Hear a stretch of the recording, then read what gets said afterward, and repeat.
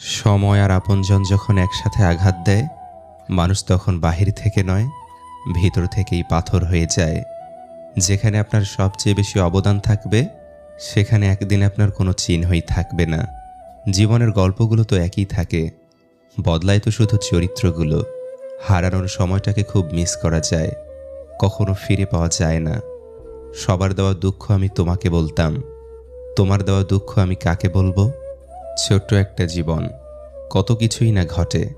একই আকাশের নিচে কেউ বা হাসে, কেউ বা কাঁদে।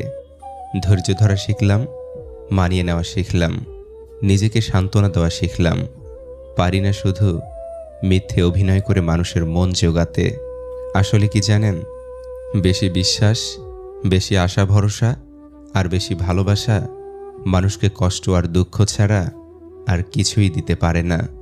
সব কিছু নিয়ে ভাবতে ভাবতে মানসিক রোগী হয়ে যাচ্ছি। তাই এখন সব কিছু ভাগ্যের উপর আর সময়ের উপর ছেড়ে দিয়েছি। হাসি খুশি থাকি বলে দুঃখ নেই ভেবো না। শোনার মতো মানুষ নেই বলে দুঃখ কাউকে বলি না। জীবনের এমন এক পর্যায়ে এসে পৌঁছে গেছি, না পারছি কান্না করতে, আর না পারছি নিজের দুঃখগুলো কাউকে বলতে। খুব একা হয়ে গেছি।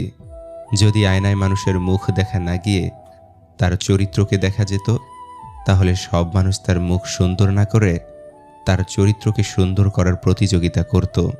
মানুষ তো কত কিছুই বলে, কে কি বলল সেটা না ভেবে তুমি তোমার সৎ ইচ্ছে আর স্বপ্ন পূরণের জন্য যা করা দরকার তাই করো। সফলতা দিয়ে তাদের কথার জবাব দাও। আজকাল মানুষের সাথে মিশতে ভয় হয়। ওরা স্বার্থের জন্য আপন হয়, আবার স্বার্থ শেষ হলে খুব সহজে রূপ বদলায়। বয়সের তুলনায় জীবনে ঘটে যাওয়া ঘটনাগুলো অনেক বড়। যে বয়সে হাসি খুশি চিন্তামুক্ত জীবন থাকার কথা ছিল, সেই বয়সে ডিপ্রেশনের সাগরে ভাসি।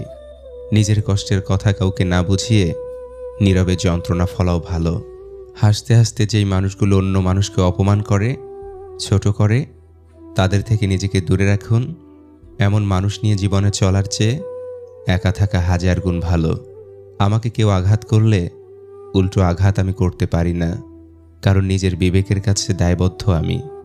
আমার বিবেক আমার কাছে অনেক দামি। মধ্যবিত্ত পরিবারের মানুষগুলোই ধরনীর আসল রূপ দেখতে পায়। জীবন তোমাকে অনেক কম দুশ্চিন্তা দেবে যদি তুমি জীবন থেকে কম প্রত্যাশা করতে পারো। জীবনকে আলো দিতে হলে পিছু তাকানো যাবে না, নিজেকে তৈরি করতে হবে। কেউ যন্ত্রণা দিয়ে চলে গেলেও নিজের পরিস্থিতিকে যেন গুছিয়ে রাখতে পারো। তর্ক করে জয়ী হবার চেয়ে চুপ থেকে